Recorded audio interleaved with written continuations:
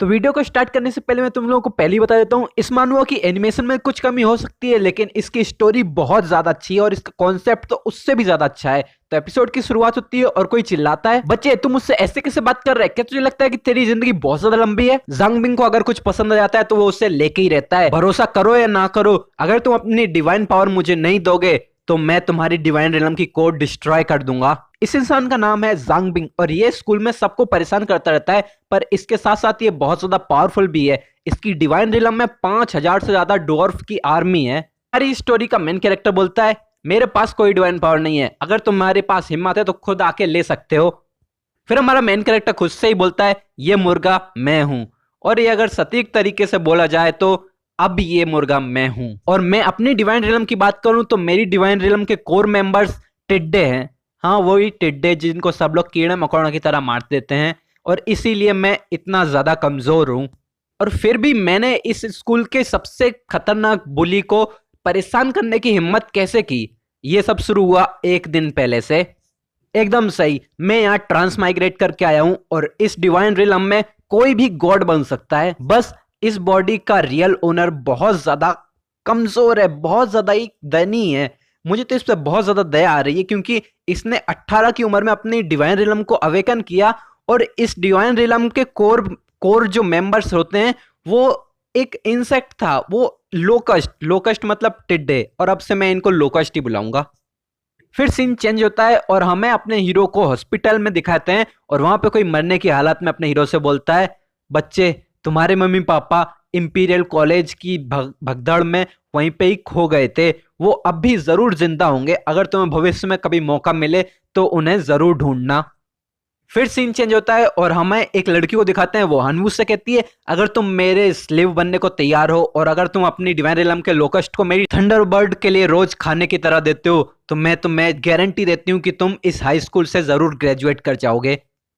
और यहाँ फिर से सीन चेंज होता है। हाँ, ये अभी पास्ट का सीन दिखा रहे हैं, पास्ट की थोड़ी थोड़ी मेमोरीज दिखा रहे हैं, इसीलिए बार बार सीन चेंज होता है। फिर इस स्कूल का स्कूल बुली हानू से कहता है कि तुम मेरे लिए मंडे को 100 डिवाइन पावर लेके आओगे और अगर तुम ऐसा नहीं करते हो तो मैं अपनी डिवाइन रिलम की आर्मी लेके तुम्हारी डिवाइन रिलम को इन्वेड कर दूंगा और तुम्हारे सारे कोर लोकस्ट को खत्म करके तुम्हारी कोर को डिस्ट्रॉय कर दूंगा, जिससे तुम्हारा फ्यूचर पूरी तरीके से बर्बाद हो जाएगा। फिर हानू अपना माथा पकड़ते हुए बोलता है, मुझे शुरुआत में ही हेल डिफिकल्टी के साथ इस गेम में फेंक दिए गए, अब मैं इस गेम को कैसे ही तोड़ सकता हूँ। लोकस्ट क्लैन की हेल्प से तो मैं किसी टॉप यूनिवर्सिटी में भी नहीं जा सकता और इंपीरियल कॉलेज वो तो अपनी पूरी जिंदगी में कभी नहीं जा सकता।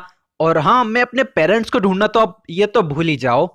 फिर वो घर पे आके कहता है, अभी के लिए मेरी टॉप प्रायोरिटी है उस येलो बाल वाले कमीने के चंगुल से निकलना। फिर वो अपनी डिवाइन रिलम में जाने के लिए कैप्सूल में बैठते हुए कहता है, कोई भी ट्रांसमाइग्रेटर स्ट्रगल करने के लिए नहीं आता और ऐसे ही कीड़े मकोड़ों की तरह स्ट्रगल करना, ये तो ट्रांसमाइग्रेटर्स की बेइज्जती हो जाएगी। फिर एक नोटिफिकेशन आती है कि तुम्हें डिवाइन रिलम में भेजा जा रहा है, लोडिंग सक्सेसफुल रही। फिर वो अपनी आंखें खोलता है और वो देखता है एक बहुत ही ज्यादा सुंदर नजारे को, और ये इसकी डिवाइन रिलम होती है। कुछ भी कहो, ये चीज तो बहुत ज्यादा सुंदर है। और ये देख के अपना हीरो भी चुपचाप रह जाता है क्योंकि फिर वो देखता है इन टिड्डों के बारे में।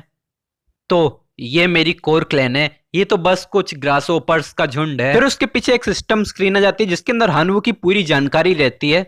नाम Hanwoo, level divine creature, divine talent selected son of heaven only, divine abilities accelerated growth and sacrifice of life, both are unique grade. Divinity 1, divine power 0, power of faith 200,000, core level 1, core family locust, number of dependents 800,000, adult 160,000, child और 20 million eggs. अगर मैं अपनी पिछली life की memory से compare करूं तो यहाँ पे दो ऑप्शंस और आ गए हैं, सिलेक्टेड सन ऑफ गॉड और एक सेक्रीफाइस ऑफ लाइफ। हाँ, ये इतना भी कठिन नहीं था। देन वो इन दोनों की इंफॉर्मेशन को चेक करता है कि इनसे होता क्या है। फिर वो हमें बताता है, सन ऑफ हेवन के टाइटल से होता ये है कि जब भी ये अपना लेवल रेज करेगा उसके साथ साथ इसको एक नई एबिलिटी मिलेगी और इसका गुड लक बढ़ जाएगा। सेक्रीफाइस ऑफ लाइफ का मतलब ये किसी भी बायोलॉजिकल लाइफ का सेक्रीफाइस दे सकता है उसी की इक्वल वैल्यू की कोई चीज हासिल करने के लिए, और वो चीजें रैंडमली आएंगी और इस एबिलिटी का यूज एक दिन में एक ही बार हो सकता है। तो ये सन ऑफ हेवन मेरी गोल्डन फिंगर है जो मुझे ट्रांसमाइग्रेट करने पे मिली है, और ये सेक्रीफाइस ऑफ लाइफ मेरी यूनिक एबिलिटी है जो मेरे बायोलॉजिकल अवेकनिंग पे मुझे मिली है। अगर मैं बहुत ज्यादा हार्ड वर्क करूं तो इन गोल्डन फिंगर के साथ मैं जरूर अपने ग्रैंडफादर की लास्ट विश को पूरा कर सकता हूं, पर मुझे उस स्कूल बुली के ब्लैकमेल से कल बचने के लिए कुछ करना पड़ेगा। और मेरे ये बग्स, फिर हमें इन्हीं टिड्डों की जानकारी दी जाती है, तुमको पढ़ना हो तो पढ़ सकते हो, मैं नहीं पढ़ने वाला अभी इतना सारा। फिर वो सारी नॉलेज को जमाने लगता है कि उसे क्या क्या बीत पता चल रहा है, और उसे एक नई चीज भी पता चली है कि एक दिन रियल वर्ल्ड का डिवाइन रिलम के पूरा 1 साल के बराबर होता है। सबको जमाते हुए वो कहता है, ओह मैं समझ गया, चलो अब एक बड़ा जुआ खेल के देखते हैं। अगर मैं जीता तो एक मास्टर बन जाऊंगा, और अगर हारा तो पूरी तरीके से कचरा बन जाऊंगा। फिर हमें अगले दिन स्कूल का सीन दिखाते हैं, जहां अपने मेन कैरेक्टर की अनऑफिशियल गर्लफ्रेंड उसके पास आते हुए कहती है, हनवू क्या तुमने मेरा स्लेव बनने के लिए सोच लिया है? मैं तुम्हें गारंटी देती हूँ जब तक तुम ग्रेजुएट नहीं हो जाते तब तक कोई भी तुम्हें बुली करने के बारे में सोचेगा भी नहीं। अपना हीरो भी सख्त लौंडा बनते हुए कहता है, आई रिफ्यूज, मैं मना करता हूँ। जो सुन के ये लड़की भी गुस्से में कहती है, क्या तुम्हें पता भी है तुम क्या कह रहे हो? अगर मैं तुम्हारी हेल्प नहीं करूंगी और तुम्हें प्रोटेक्ट नहीं करूंगी तो वो लोग तुम्हें मसल के रख देंगे। हानवू कहता है, हो सकता है जैसा तुमने बोला है वही हो आज, लेकिन मैं फिर भी रिफ्यूज करता हूँ। मैं हानवू, भले ही मेरे पास कोई पावर या कोई इन्फ्लुएंस नहीं है, पर मेरे पास अब भी खुद की डिग्निटी है। मुझे पता है कि तुम मुझे प्रोटेक्ट करना चाहती हो, और अब अगर कुछ कहने सुनने के लिए नहीं है तो तुम यहाँ से जा सकती हो। फिर वो जाती हुई कहती है, हानवू तुम इसे जरूर रिग्रेट करोगे। उसके जाने के बाद हानवू भी थोड़ी राहत की सांस लेता है, और फिर तभी उसके पीछे से वही तिगड़ी फिर से आके फालतू के कमेंट्स करने लग जाती है और उससे वही पैसे मांगने लग जाती है। हानवू कहता है, मेरे साथ फालतू की बकवास मत करो। देन वही पीले बालों वाला बंदा कहता है, हे तुम मेरे साथ इस तरीके से बात कर रहे हो? अगर तुमने आज मुझे 100 डिवाइन पावर नहीं दी तो मैं डेफिनेटली आज तुम्हारी डिवाइन डोमेन की कोड डिस्ट्रॉय कर दूंगा। देन अपना हीरो भी कह देता है, कोशिश करके देख लो। फिर ये लड़का भी सोचता है, आज ये बंदा इतना बदला बदला कैसे लग रहा है, लगता है आज क्वीन स्वांग भी इसमें इंटर नहीं करने वाली है, तो जरूर मैं इसे आज अच्छा सबक सिखाऊंगा। फिर इसके चेले चमचे भी इसे चेयर करने लग जाते हैं कि तोड़ दो तोड़ दो, मैंने भी आज तक किसी की डिवाइन कोर को डिस्ट्रॉय होते हुए नहीं देखा है, आज हम लाइव देखेंगे।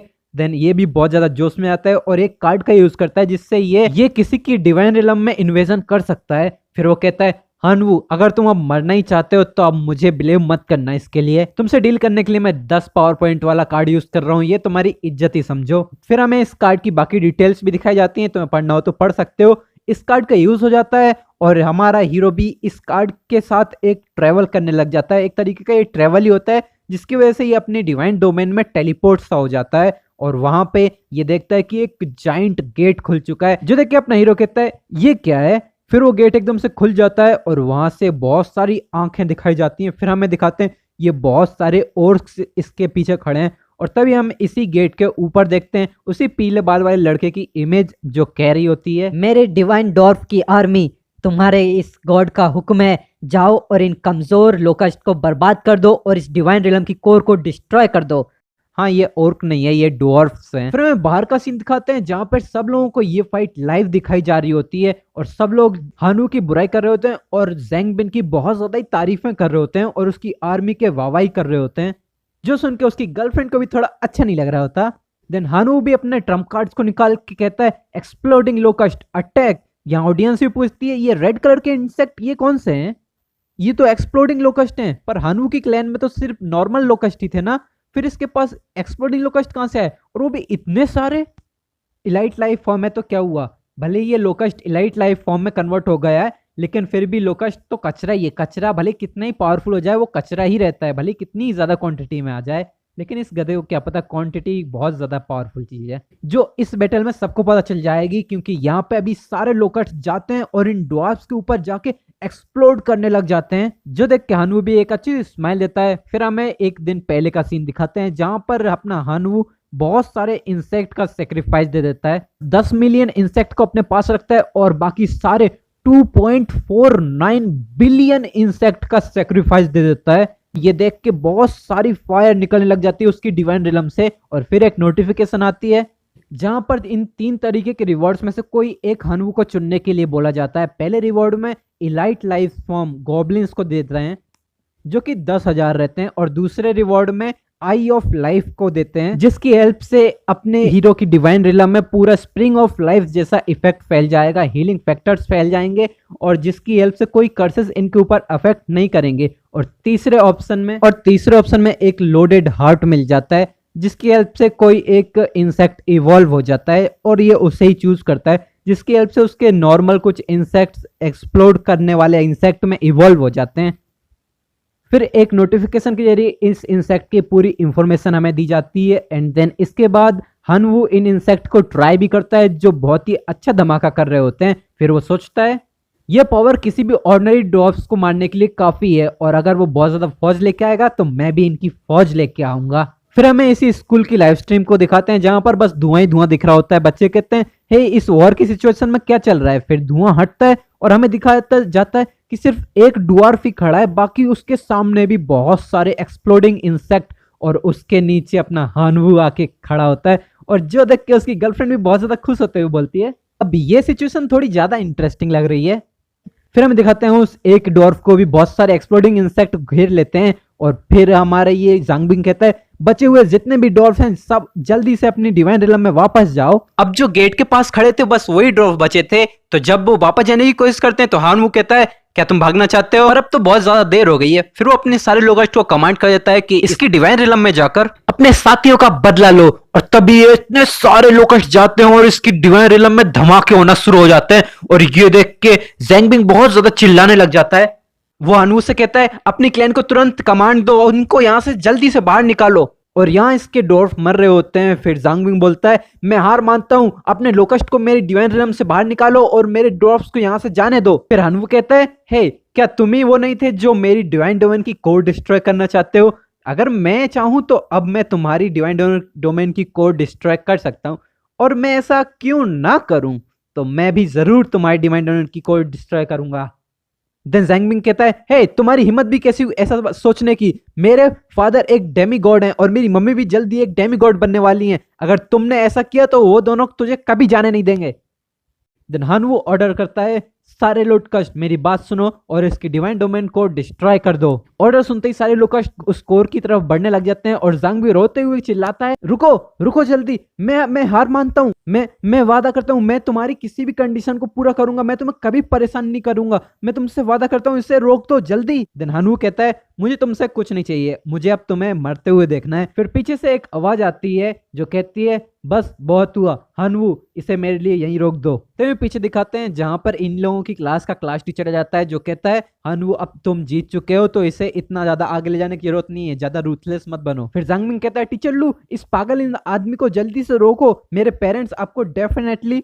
तभी टीचर लू इसको रुकने का इशारा करता है और ये रुक भी जाता है, पर अपने टिड्डे यहाँ पे थोड़ी रुकते हैं, वो जाते हैं और इसकी डोमेन कोर को डिस्ट्रॉय करने लग जाते हैं, जिसकी वजह से ज़ांगबिंग को बहुत ज्यादा दर्द होने लग जाता है और वो कहता है नो टीचर लू मुझे जल्दी से बचाओ। टीचर हनू से कहता है हनू क्या तुमने मेरी बात को सुना नहीं है? फिर हनू टीचर लू से कहता है टीचर लू मेरे पास आपके लिए एक क्वेश्चन है। देन टीचर लू कहता है मैं क्लास टीचर हूँ तो मुझे सब कुछ पता चल रहा होता है कि क्लास में क्या चल रहा है। हनू पूछता है हाँ तो ठीक है मुझे अब पूछने दो, जब मैं इस ज़ांगबिंग के द्वारा पिट रहा था, उसके द्वारा एक्सप्लॉइट किया जा रहा था, जिसके द्वारा बुली हो रहा था, तब आप कहाँ थे? तब आपने इंटरवीन क्यों नहीं किया? देन टीचर लू अपने मन में सोचता है तेरे पास कोई डोमेन गॉड पेरेंट्स है क्या? मैं ज़ांग फैमिली को क्यों परेशान करूं तेरे चक्कर में? पर वो ऊपर से बोलता है पहले तुम यहीं रुक जाओ, मैं इस मैटर को तुम्हें बाद में एक्सप्लेन कर दूंगा। तो मैं आपसे अब एक आखिरी क्वेश्चन पूछूंगा, अगर यहाँ ज़ांगबिंग की जगह मेरा डिवाइन कोड डिस्ट्रॉय हो रहा होता तब क्या आप यहाँ पे फिर भी इंटरवीन करते? तो सुनकर टीचर भी चुप रह जाता है। फिर हनवू कहता है परेशान होने की जरूरत नहीं है, मुझे पहले से ही जवाब पता है।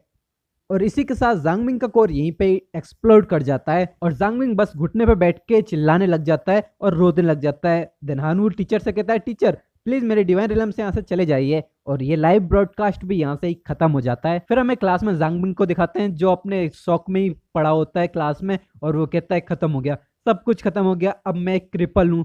तभी क्लासमेट क्लास टीचर भी आ जाते हैं और वो पूछते हैं हनवू कहाँ है? और स्टूडेंटों ने बताते हैं मेरे ख्याल से वो घर चला गया। फिर वो गुस्से में चिल्लाते हैं ऐसे स्टूडेंट को तो स्कूल से निकाल देना चाहिए। फिर सीन चेंज होता है और हमें हनवू को अपनी डिवाइन रिलम में दिखाते हैं 2 3 और वो ऑर्डर करता है बैटल सिचुएशन की रिपोर्ट दो। तभी सिस्टम पे नोटिफिकेशन में बता दिया जाता है एक्सप्लोडिंग लोकस्ट 18,090, ऑर्डिनरी लोकस्ट 4,50,643। लगता है भविष्य में मुझे और थोड़े बहुत सेल्फ डिस्ट्रक्टिव लोकस्ट को कल्टीवेट करना पड़ेगा। और ज़ांगबिंग की डिवाइन कोर डिस्ट्रॉय करने से मुझे उसकी कोर का एक फ्रेगमेंट मिला है, मैं इसे अपनी डिवाइन कोर के साथ कंबाइन कर सकता हूँ। फिर हनवू भी उस फ्रेगमेंट को अपनी डिवाइन कोर के साथ कंबाइन कर लेता है एंड देन सिस्टम पे नोटिफिकेशन आती है कि तुम्हारी डिवाइन रिलम में 160 किलोमीटर का एरिया बढ़ चुका है और यहाँ न्यू ट्रेन्स भी ओपन हो चुकी हैं और इसी के साथ साथ डिवाइन सिटी कोड लेवल 2 की हो चुकी है और एक लेवल 1 का डिवाइन आर्टिफैक्ट ड्वार्फ हैमर मिला है और 820 ड्वार्फ को हमने सक्सेसफुली कैप्चर कर लिया है। और इसी के साथ साथ उनके इक्विपमेंट्स की हेल्प से हमें थोड़े बहुत आयरन पीसेस भी मिल चुके हैं। देन हनवू कहता है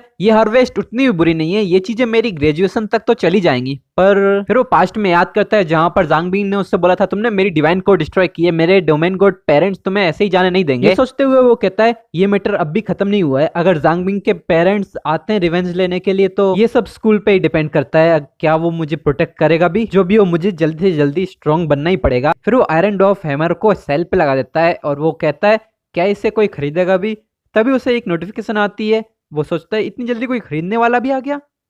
और जो खरीदने वाला था वो कहता है कि उसके पास एक लावा क्रिस्टल है और वो उसके बदले एक्सचेंज करना चाहता है। तो हनवू भी उसके लिए एग्री कर देता है और वो सोचता है इसकी हेल्प से मेरे डिस्ट्रक्टिव इंसेक्ट फिर से इवॉल्व कर सकते हैं। और वो इस क्रिस्टल को तुरंत ही इंसेक्ट पे यूज भी कर देता है जिसकी हेल्प से उसके इंसेक्ट और भी ज्यादा इवॉल्व हो जाते हैं। और सच कह रहा हूँ इस बार ये इंसेक्ट और भी बहुत ज्यादा पावरफुल हो गए हैं, ये तुमको पढ़ना हो तो पढ़ सकते हो। देन वो एक इंसेक्ट को उठाता है और उसका एक्सप्लोजन चेक करने के लिए उसको 2 धमाके करवाता है और इस बार का धमाका और भी बहुत ज्यादा बड़ा होता है। फिर वो बोलता है इन लोकस्ट की डिस्ट्रक्टिव पावर एक ग्रेनेड के बराबर की हो चुकी है और इनके एक्सप्लोजन से जो लावा बर्स्ट का इफेक्ट निकलता है उसकी हेल्प से ये लार्ज एरिया डिस्ट्रक्टिव डैमेज भी कर सकता है। और मैं तुम लोगों को बता दूं कि ये लावा बर्स्ट एक इफेक्ट है जो एक्सप्लोजन की वजह से निकलता ही है, ये एक नई एबिलिटी है इन लोकस्ट की।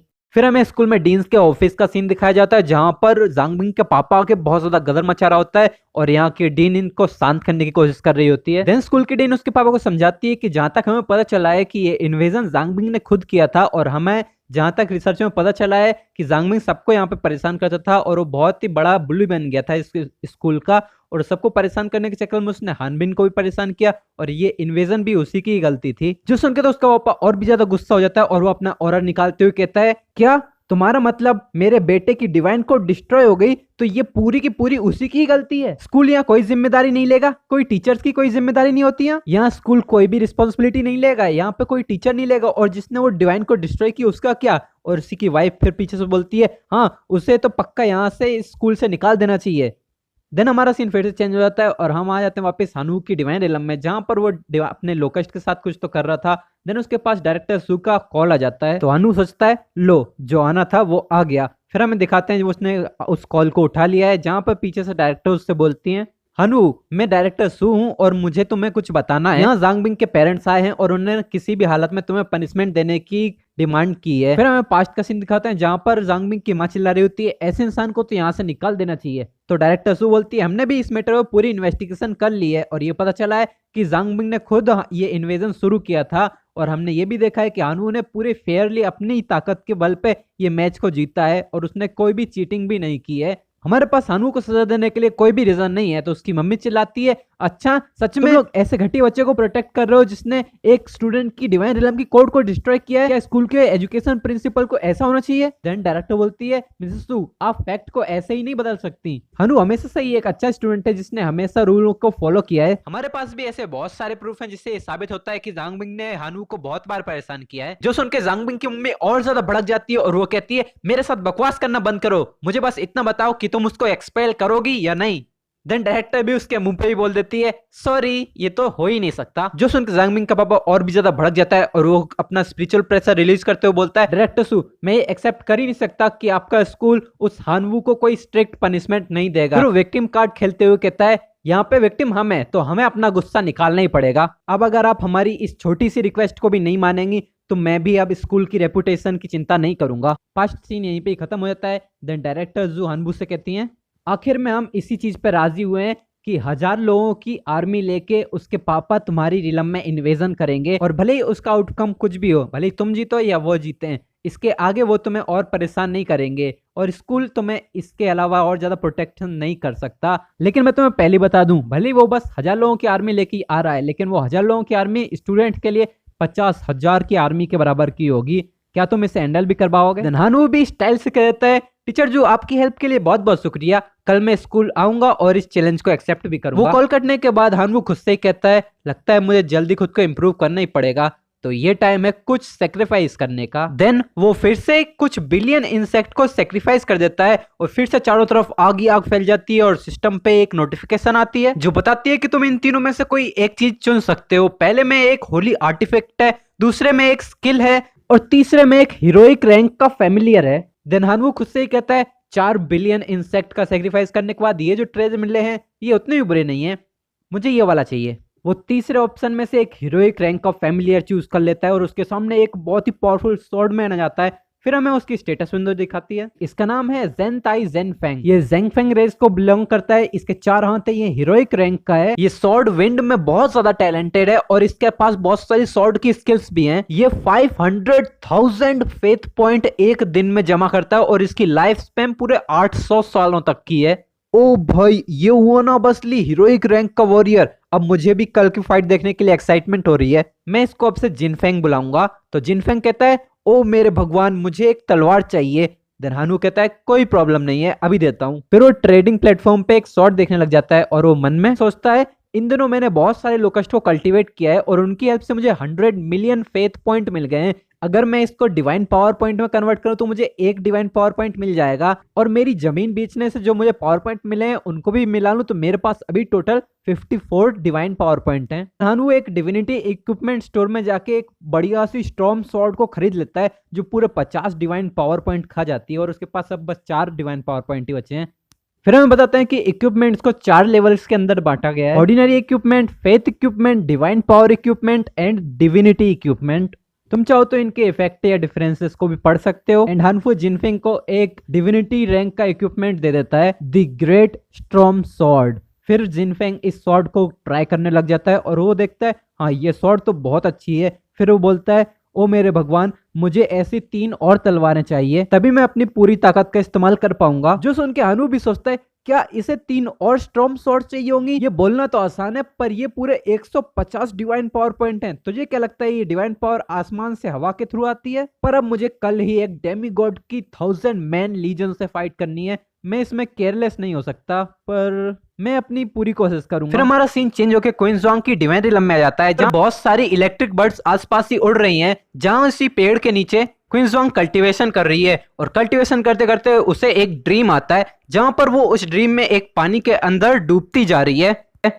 तभी एक हीरो की तरह हानवू आता है और उसे पानी से बाहर निकाल लेता है और वो अपने चांस का फायदा उठाते हुए माउथ टू माउथ उसे एयर देकर बचा भी लेता है। जो याद करके क्वींसलॉन्ग अपनी कल्टीवेशन से बाहर आ जाती है और वो मन में सोचती है ये हानवू कितना अनोइंग है, इसे तो मसल के रख देना चाहिए। मेरे ग्रैंडफादर एक ट्रू गॉड हैं और यहाँ मेरी फैमिली में 23 डेमी गॉड्स हैं। क्या इसे सच में लगता है कि हम इसे प्रोटेक्ट नहीं कर सकते? ये हानवू के बारे में सोच ही रही है तभी इसके पास हानवू का कॉल आ जाता है। देन वो कॉल उठा के बोलती है क्या तुम्हारा दिमाग चेंज हो गया है और तुम मेरे स्लेव बनने के लिए तैयार हो? देन हानवू वहां से बोलता है नहीं, मैं बस तुमसे कुछ डिवाइन पावर उधार मांगना चाहता हूँ। तो तुम मुझसे मेरी डिवाइन पावर उधार मांगना चाहते हो तो मुझे ये भी बताओ कि तुम इसे वापस कैसे करोगे। अपने कचरा फेमिलियर्स को खिला के तुमने जांगबिंग की इन्वेजन से बचाव कर लिया तो ऐसा मत सोचो कि तुम अब कोई स्पेशल बंदे बन चुके हो। तुम्हारे बस्टिंग लोकस्ट बस इलाइट लाइफ फॉर्म में, इनकी कोई कीमत नहीं है। इतने ताने सुनने के बाद हानवू भी माफी मांगते हुए कॉल कट कर देता है। भाई कुछ भी बोलो, डिग्निटी तो है अपने हीरो में। तभी ये सब देख के क्वींसलॉन्ग पैनिक करने लग जाती है और वो सोचती है ये मैंने क्या किया, मैं उसे इतने ताने क्यों मार रही थी, मेरा वो मतलब नहीं था। आई होप वो कुछ मिसअंडरस्टैंड नहीं करेगा। नहीं, वो मिसअंडरस्टैंड करेगा। फिर वो वापस से हानवू को कहती है। फिर हानवू वहां से फनी अंदाज में कहता है हे क्या हुआ? ये लड़की बोलती है बताओ तुम्हें कितने पैसे चाहिए, मुझे अपना अकाउंट नंबर दो। अब बताओ क्या तुमने कभी ऐसा किसी और मांगा में देखा है? फिर यहाँ पर सीन चेंज होता है और यहाँ जिंगपेंग के पास 4 स्वॉर्ड्स आती हैं और हानवू उससे कहता है हे मैंने तुम्हारे ऊपर अपना सारा पैसा लगा दिया है तो तुम्हें इसकी वर्थ साबित करनी पड़ेगी। फिर हानवू अगले दिन स्कूल में आता है और सब लोग उसी के बारे में बात कर रहे थे। ये सच में आ गया, मुझे तो लगा था ये यहाँ से भाग जाएगा, शायद किसी किसी का सपोर्ट मिल गया है। ऐसा रिस्पॉन्स देख के हानवू भी मन में सोचता है ऐसा लगता है यहाँ सबको पता है, ये सब लोग बस मुझे बेवकूफ बनता देखना चाहते हैं। तभी वहाँ क्वींसलॉन्ग भी आ जाती है और वो सबके सामने बोलती है तुमने मुझसे डिवाइन पावर उधार ली है ताकि तुम खुद को इम्प्रूव कर सको, पर ज्यादा सपने मत देखो। एक डिवाइन गॉड की पावर इतनी भी नहीं होती जितनी तुम अभी अपनी करंट ताकत के हिसाब से हैंडल कर सको। भाई मुझे लगता है इस लड़की की जुबान पे इसका खुद का ही कंट्रोल नहीं है। तो हानू भी रिस्पांस में कह देता है मेरे पास कोई और तरीका नहीं है। तो ये लड़की वापस से बोलती है तुम्हारे पास एक तरीका है, अगर तुम मेरे स्लेव बन जाते हो। फिर ये वापस से वही ब्ला ब्ला ब्ला करने लग जाती है, अपनी फैमिली की धौंस जमाने लग जाती है। और तभी हानू भी कह देता है मैं तुम्हारे इस काइंड ऑफर की सराहना करता हूँ, अब तुम वापस जा सकती हो, मुझे एक डेमीगॉड की 1000 लीजन आर्मी से फाइट करने की तैयारी करनी है। देन क्विंसोंग भी वहां से चली जाती है। तभी पीछे से एक लड़का हानू की बहुत ज्यादा बेइज्जती करने लग जाता है और उस पर बहुत ज्यादा गुस्सा करने लग जाता है क्योंकि वो उससे बहुत ज्यादा जल रहा था। तभी एक कुत्ते की तरह इन लोगों का क्लास टीचर इन जांगपिंग के मम्मी पापा को रास्ता दिखाते हुए ले आता है और वो हानू की तरफ इशारा करते हुए बता देता है कि यह है हानू। जो सुन के मित्सु हानू के ऊपर गालियों की बरसात कर देती है, पर जांगपिंग का पापा उसे रोक लेता है ताकि वो रूल्स का उल्लंघन ना कर दे। देन उसका टीचर हानू के ऊपर जोर से चिल्लाते हुए बोलता है, हानू समय बर्बाद करना बंद करो और जल्दी से बाहर आओ। पर हानू एक स्माइल के साथ बोलता है, मैं डायरेक्टर सू का इंतजार कर रहा हूँ ताकि वो इस फाइट को विटनेस कर सकें। ये सुनकर टीचर और भी ज्यादा गुस्से में जाता है और वो कहता है, तुम्हारी छोटा सा मोटा लफड़ा इस लायक नहीं है कि डायरेक्टर सू खुद आके यहाँ पे विटनेस करें। मेरे विटनेस करना ही तुम्हारे लिए बहुत ज्यादा इज्जत करना हो गया। अब जल्दी से बाहर आओ, फिर मुझसे ये मत कहना कि मैं तुमसे इम्पोलाइट जा रहा हूँ। पीछे से डायरेक्टर भी आ जाती है और वो बोलती है, टीचर लू आप किससे इतना इम्पोलाइटली बात कर रहे हैं। टीचर तुरंत ही अपने रंग बदलते हुए बोलता है, डायरेक्टर सू इस छोटे से लफड़े पे आपको दिक्कत लेने की जरूरत नहीं थी, मैं तो बस अपने स्टूडेंट को थोड़ा सा तमीज सिखा रहा हूँ। जो सुनकर डायरेक्टर सू भी गुस्से में अपने हाथ बांधते हुए बोलती है, टीचर लू भूलो मत आप इस स्कूल के टीचर हो, ना कि किसी डेमिगोड के कुत्ते, समझे। जांगमिंग का पापा बोलता है, जबकि डायरेक्टर सू भी यहाँ आई गई हैं तो हम भी शुरू करते हैं। फिर डायरेक्टर हानवू से पूछती है, हानवू क्या तुम तैयार हो। हानवू भी पूरे कॉन्फिडेंस के साथ हामी भर देता है। जांगमिंग का पापा तो पहले ही गुस्से में था, वो अपना ऑरा निकालते हुए बोलता है, तो चलो शुरू करते हैं। फिर वो इन्वेजन शुरू कर देता है और हानवू की डिवाइन रिलम में दोबारा से इन्वेजन चालू होने की वजह से वो फिर से टेलीपोर्ट होने लग जाता है अपनी डिवाइन रिलम में। फिर से वो गेट ओपन हो जाता है और वहां पर बहुत सारी लाल आंखें दिखाई जाती हैं और उसके अंदर से हमें पता चलता है ये है 1000 मैन लीजन आर्मी, वो भी वुल्फ आर्मी। जिसे देख के सारे क्लासमेट बहुत ज्यादा शॉक हो जाते हैं क्योंकि उन्हें पता चल जाता है कि ये सारी इलाइट लाइफ फॉर्म्स हैं और इनके साथ एक कैप्टन भी है जो इनसे भी ज्यादा पावरफुल है। एंड देन दूसरा स्टूडेंट इन लोगों को बताता है कि ये जो वुल्फ कैवलरी है इसमें जो वुल्फ हैं वो दो तरीके के ऑर्गेनिज्म में मिलकर बने हैं, ग्रीन ऑर्क और डायर वुल्फ को मिला के इन्हें बना गया है और इनके पास बहुत सारे अच्छे अच्छे हाई क्वालिटी के आर्मर भी हैं। फिर हमें इन दोनों साइड्स को आमने सामने दिखाया जाता है और जांगमिंग का पापा बोलता है, तू छोटे कीड़े, कल तूने अपने हाथों से मेरे बेटे की डिवाइन रिलम को डिस्ट्रॉय की थी और आज तू इसका बदला अपने खून से चुकाएगा।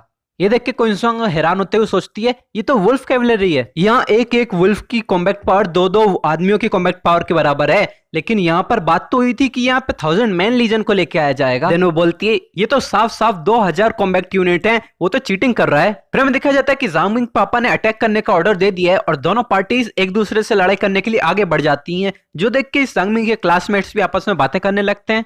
ओ माई गॉड, यहाँ पर 7 मिलियन इलाइट लोकस्ट हैं, कल तो यहाँ बस 20,000 ही बचे थे ना। इनकी रिप्रोडक्टिव पावर तो बहुत ज्यादा खतरनाक है। भले ये लाइफ फॉर्म कितनी कचरा हो, पर अगर ये मिल के अटैक करें तो इनकी कॉम्बैट पावर बहुत ज्यादा होगी। बदकिस्मती से इसके पास ग्रो करने का टाइम ही नहीं है और अब ये वुल्फ कैवलरी का अटैक नहीं झेल पाएगा। फिर हमें बैटलफील्ड का सीन दिखाते हैं जहां पर मिलियंस ऑफ लोकस्ट ब्लास्ट हो जाते हैं, पर उससे सिर्फ कुछ वुल्फ राइडर को ही नुकसान हुआ होता है और वो वुल्फ भी मरे नहीं होते हैं। लेकिन यहाँ पे टीचर बोलता है, हाँ ये सच में एक टैलेंटेड स्टूडेंट है, पर अब इसके सामने एक ऐसी मुश्किल है जिसको ये ओवरकम नहीं कर पाएगा, वरना ये अपना थोड़ा बहुत नाम तो बना ही लेता। फिर यहाँ बीच में टीचर को टोकते हुए एक स्टूडेंट बोलता है, वो क्या है, जिससे टीचर भी थोड़ा इरिटेट हो जाता है। फिर वहां पे बैटलफील्ड में देखता है तो वहां पर बहुत सारा धुआं फैल जाता है और ऊपर से एक्सप्लोडिंग लोकस्ट अटैक करना शुरू कर देते हैं और ये एक्सप्लोजन पहले से ज्यादा खतरनाक होते हैं, जो देख के वुल्फ कैवलरी इधर उधर बिखरने लग जाती है। ये देख के बाकी सब लोग भी बहुत ज्यादा शॉक हो जाते हैं और पीछे से कोई चिल्लाने लग जाता है, व्हाट द हेल, ये किस तरह के लोकस्ट हैं, इनका एक्सप्लोजन तो और भी ज्यादा खतरनाक है, इसके साथ साथ ये मैग्मा और लावा भी छोड़ रहे हैं। और पीछे से कोई पूछता है, क्या ये कोई ट्रांसडेंटल लाइफ फॉर्म है। डायरेक्टर से भी पीछे मुड़ के सबसे पूछती है कि यहाँ पे किसी के पास आइडेंटिफिकेशन एबिलिटी है तो हमें बताओ ये किस तरह के लोकस्ट हैं। पीछे से एक बच्चा स्कैन करके बोलता है, मैं समझ गया, ये एक्सप्लोडिंग लोकस्ट के भी इलाइट लाइफ फॉर्म्स हैं। जो उनके डायरेक्टर बोलती है, बहुत अच्छे अनु। ये देख के जांगपिंग का पापा बहुत ज्यादा गुस्सा हो जाता है और वो बोलता है, तुझे क्या लगता है तू इन छोटे मोटे टिड्डों से मेरे लाइफ फॉर्म्स को हरा सकता है, सपने देख बच्चे। फिर वो अपनी वुल्फ कैवलरी को ऑर्डर करता है और उनसे कहता है, वुल्फ कैवलरी अपनी सुपर पावर का यूज करो, जिससे वो सारे वुल्फ बहुत ज्यादा चार्ज अप हो जाते हैं और वो अपने मुंह से आइस ब्रेथ छोड़ने लग जाते हैं, जिससे उन टिड्डों के एक्सप्लोजन के आगे एक आइस वॉल बन जाती है और वो एक्सप्लोजन इन तक नहीं पहुंच पाता। जो देख के बाहर स्टूडेंट बोलने लग जाते हैं, डेमिगॉड तो आखिर डेमिगॉड ही है, वो इन छोटी मोटी ट्रिक्स से थोड़ी हारेगा, इसकी लाइट लाइफ फॉर्म तो सच में बहुत ज्यादा पावरफुल है, वो इतनी वाइड रेंज की अटैक कर सकते हैं। दूसरा स्टूडेंट बोलता है, अब बस इसके पास 0.5 मिलियन लोकस्ट ही बचे हैं और ज्यादातर एक्सप्लोडिंग लोकस्ट तो खत्म हो चुके हैं, इसके जीतने का कोई चांस ही नहीं है। और यहाँ बैटलफील्ड में जांगमिंग का पापा बहुत ज्यादा गुस्से में चिल्लाता है, तू छोटे कमीने, अब मैं तुझे दिखाऊंगा कि डेस्परेशन क्या होती है। तेरी डिवाइन कोड डिस्ट्रॉय होगी और तेरा डिवाइन वर्ल्ड पूरी तरीके से डिस्ट्रॉय हो जाएगा, तुझे स्कूल से भी निकाल देंगे, फिर तो तू पूरी तरीके से मेरे ही कंट्रोल में होगा। इसकी कोर को डिस्ट्रॉय कर दो। सारी वुल्फ आर्मी उसकी कोर की तरफ बढ़ने लग जाती है और हानवू भी कुछ नहीं कर पाता, उसके बगल से ही सारे वुल्फ निकलते ही जा रहे होते हैं और बाहर भी सब लोगों को पता चल जाता है। चलो ये खत्म हो गया। तभी भीड़ में हलचल मच जाती है और वहां से कोई चिल्लाता है, हे उधर देखो, उस कोर को कौन प्रोटेक्ट कर रहा है। तभी हमें दिखाया जाता है कि यहाँ पर 4 तलवारें 4 हाथों में लेके कोई तो खड़ा है। और तभी एपिसोड में यहीं पे ही खत्म कर रहा हूँ। तो तुम लोगों को क्या लगता है, क्या जिनपेंग पूरी आर्मी का एक साथ सामना कर पाएगा? मैं इस सीरीज को कंटिन्यू करने वाला हूँ, इसका अगला एपिसोड भी जल्दी आएगा। तो इस वीडियो को लाइक, चैनल को सब्सक्राइब करके रख लेना।